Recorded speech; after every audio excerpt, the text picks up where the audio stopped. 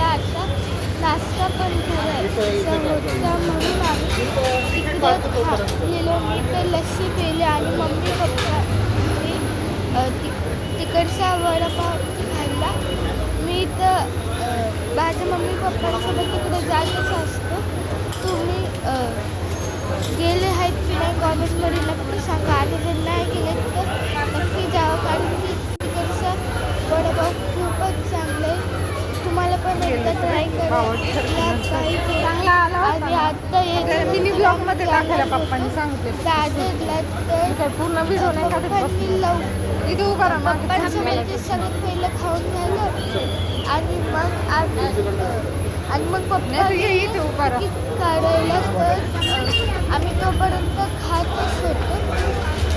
आणि तुम्ही पाहू शकता मी किती असं लस्सी पीत होतो चमच्याने. आणि तुम्हाला जायला पाहिजे. आणि पप्पा गेले होते तिकीट तुला काय प्रॉब्लेम तिकीट घ्यायला रेल्वे स्टेशनचं. तर आता आम्ही पोचलो होतो दादरचा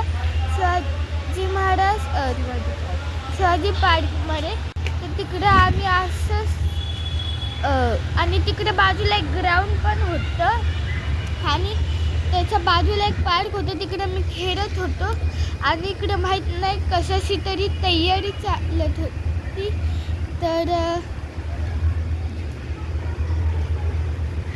तर तिकडं मला माहीत नाही की कोणती तयारी चालू होती. आणि तिकडं खूपच म्हणजे चेअर होतं आणि तिकडं पूर्ण बुलडोजर सारखं काहीतरी होतं. आणि हे बघा मी म्हणजे छोट्या मुलांच्या ह्याच्यावरती बसून गोल गोल फिरतोय. ह्याला आपण काय बोलतो. आणि तुम्ही कधी दादरला गेले आहे की नाही ते कॉमेंटमध्ये नक्की सांगा. आणि याला आपण काय बोलतो, आता त्याची मागे जास्त राऊंड राऊंड असं होतं, त्याला आपण काय बोलतात तर ते तुम्ही कॉमेंटमध्ये नक्की सांगा. आणि इकडं ते डिअरसारखं पण आहे. आणि आम्ही चाललो होतो दादरमध्ये राणीचा बागेत ॲनिमल्स पाहायला. तर गाईस यानंतर आम्ही दादरपासून भाईकडेला गेलेलो प्राणी संग्रहालयामध्ये, कारण की तिकडं राणीचा बाग आहे. तिकडं मला जायचं होतं ॲनिमल्स पाहायला. तर ह्या पार्कला उद्धव साहेब ठाकरे यांच्या मातोश्रींचं नाव दिलेलं आहे, मीनाताई ठाकरे. तर इकडे मी थोडंसं असं खेळायला पण गेलेलो आणि ह्या स्लाईडमध्ये मी येते.